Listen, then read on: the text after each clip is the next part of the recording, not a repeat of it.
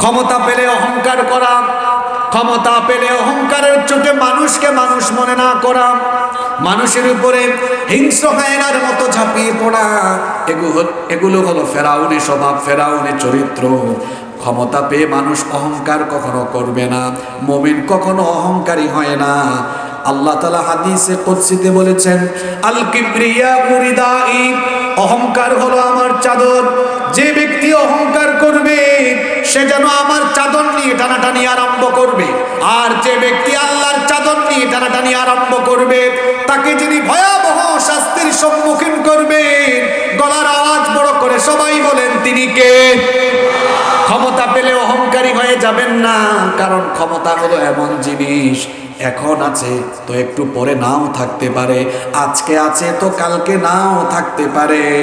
মানুষের কোনো স্টেবিলিটি নেই, মানুষের কোনো স্থায়িত্ব নেই। ক্ষমতার জন্য কেবলমাত্র একজনই অহংকার করতে পারেন, তিনি কে? কারণ তার ক্ষমতা কোনোদিন ফুরাবে না, তিনি হলেন চিরস্থায়ী ক্ষমতার মালিক। এজন্য আল্লাহ কোরআনে বলেছেন, হুয়াল আউয়ালু ওয়াল আখিরু ওয়াল যাহিরু ওয়াল বাতিনু ওয়া হুয়া বিকুল্লি শাইইন আলীম। তিনি প্রথম, তিনি শেষ, তিনি প্রকাশ্য গোপন, সব জানেন। তিনি হলেন সকল ক্ষমতার মালিক, সবই তিনি জানেন। তাবারাকাল্লাযী বিয়াদিহিল মুলকু ওয়া হুয়া আলা কুল্লি শাইইন কাদির। সকল ক্ষমতা যার হাতের মুঠায়, জুড়ে বলেন তিনি কে? আমাদের ক্ষমতা এখন আছে তো একটু পরে নাও থাকতে পারে। এজন্য ক্ষমতার অহংকারে যা মন চাই তাই করবেন না। অনেক মানুষ আছে ক্ষমতা পেয়ে ক্ষমতার অহংকারে তার আদর্শ বিরোধী, তার মতের বিরোধী মানুষদেরকে বাড়িতে থাকতে দেয় না, এলাকায় থাকতে দেয় না, মিথ্যা মামলা দিয়ে মানুষকে দিনের পর দিন জেলখানায় ঢুকিয়ে রাখার ষড়যন্ত্র করে, অপচেষ্টা করে। ক্ষমতার বড়াই করা যাবে না, কারণ এটা এখন আছে, পরে নাও থাকতে পারে।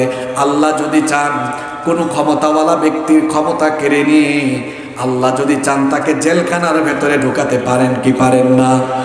আবার আল্লাহ যদি কোনো অসহায় ব্যক্তিকে ক্ষমতায় বসাতে চান, আল্লাহ পারেন কি পারেন না? ইউসুফ আলাইহিস সালামকে তার 10 ভাইরা ষড়যন্ত্র করে, চক্রান্ত করে অন্ধকার কুয়ায় ফেলে দিয়েছিল। তারা মনে করেছিল সাঁতার না জানা ছোট্ট ইউসুফ অন্ধকার কুয়ায়, ওখানে সে মারা যাবে, অথবা কেউ যদি বেরও করে সে কারো গোলাম হয়ে যাবে। কিন্তু আল্লাহ তাআলা সাঁতার না জানা সেই ছোট্ট ইউসুফকে তার অসীম কুদরতি ব্যবস্থাপনায় অন্ধকার কুয়া থেকে উঠিয়ে মিশরে নিয়ে তাকে মিশরের রাজ সিংহাসনে বসানোর ব্যবস্থা করে দিলেন। আবার আল্লাহ যদি চান কাউকে ক্ষমতা থেকে নামায়া বেইজ্জত করতে চান, আল্লাহ পারেন কি পারেন না? যেমন দেখুন ফেরাউন, নমরুদ, এই 2 শয়তানকে আল্লাহ একজনকে পানিতে চুবায়া আর আরেকটাকে ল্যাংড়া মশা দিয়া বেইজ্জত করে দুনিয়া থেকে বিদায় করে দিয়েছেন কি?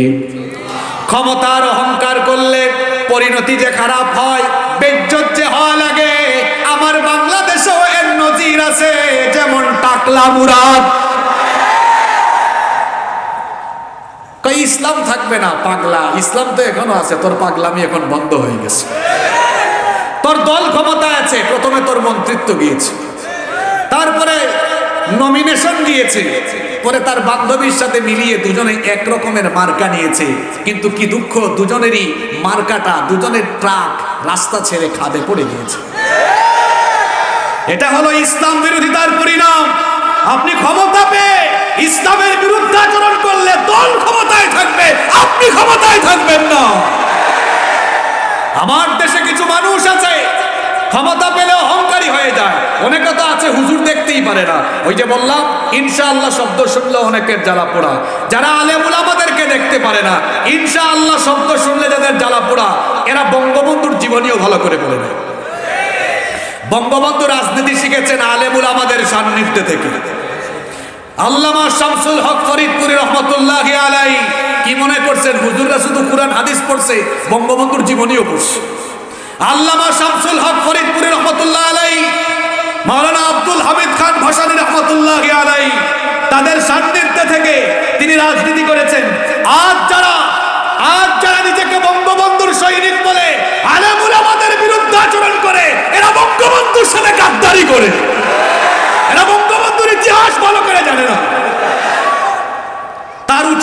বঙ্গবন্ধুর ইতিহাস ভালো করে পড়া, বঙ্গবন্ধুর জীবনী তালাশ করা, মুজিব কুট কোন জায়গা থেকে এসেছে।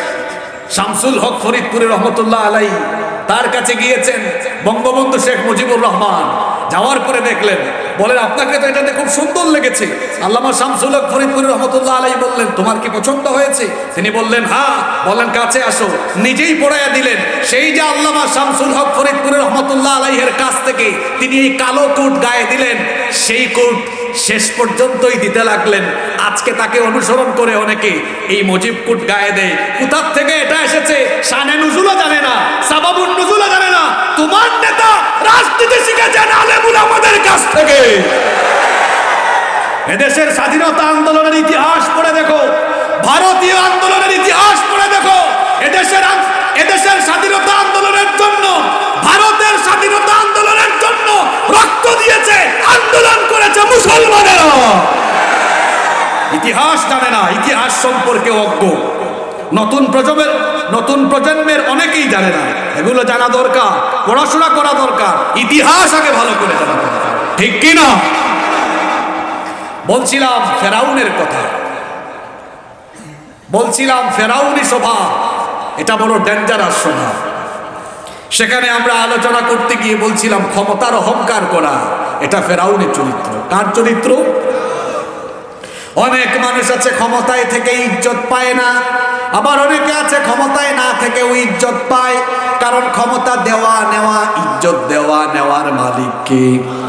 এজন্য আল্লাহ কোরআনে কারীমে বলেছেন, কুলিল্লাহুম্মা মালিকাল মুলকি তুতিল মুলকা মান তাশাউ ওয়া তানজিউল মুলকা মিম্মান তাশাউ ওয়া তুইজ্জু মান তাশাউ ওয়া তুযিল্লু মান তাশাউ বিয়াদিকাল খায়র ইন্নাকা আলা কুল্লি শাইইন কাদির। আল্লাহ তাআলা বলছেন, হে নবী আপনি বলুন, হে রাজাধিরাজ আল্লাহ, আপনি যাকে চান তাকে ক্ষমতা দেন, যার কাছ থেকে ইচ্ছা ক্ষমতা ছিনায়া নেন। এখন অনেকে বলবে, তো ঠিক আছে, আল্লাহ তো আমাকে ইচ্ছে করেছে, দয়া করেছে, ক্ষমতা দিয়েছে। পরের অংশ শোনেন, আল্লাহ তাআলা বলেছেন তিনি যাকে চান তাকে ইজ্জত দেন, যাকে চান তাকে বেইজ্জত করেন। এখানে ক্ষমতার আয়াতের সাথে ইজ্জত আর বেইজ্জতের কথা কেন এসেছে? তার কারণ হলো ফেরাউনের মতো স্বভাব নিয়ে ক্ষমতায় থাকলে ক্ষমতায় থাকা যায়, কিন্তু ইজ্জত নিয়ে থাকা যায় না। ফেরাউনও ক্ষমতায় ছিল, কিন্তু মানুষ তাকে ইজ্জত করত। কিছু মানুষ আছে ক্ষমতায় বেহায়ার মতো থাকতে চায়, হায়া নাই, শরম নাই, শুধু তার ক্ষমতা দরকার, ইজ্জতের কোনো দরকার। এজন্য আল্লাহ ক্ষমতার আয়াতের সাথে ইজ্জতের কথা বলেছেন। কেন বলেছেন? ক্ষমতায় থাকলে ইজ্জতওয়ালা হওয়া যায় না, আবার ক্ষমতা ছাড়াও ইজ্জতওয়ালা হওয়া যায়। কারণ পৃথিবীতে এমন বহু নজির আছে, বহু ক্ষমতাওয়ালা ব্যক্তি ক্ষমতায় থেকেও বেইজ্জত হয়েছে, জুতার বাড়ি খেয়েছে, যেমন বুশের বাচ্চা বুশ।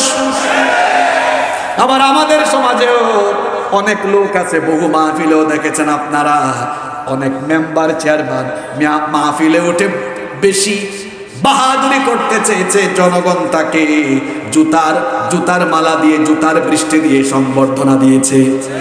তাহলে বোঝা গেল ক্ষমতায় থাকলে ইজ্জতওয়ালা হওয়া যায়।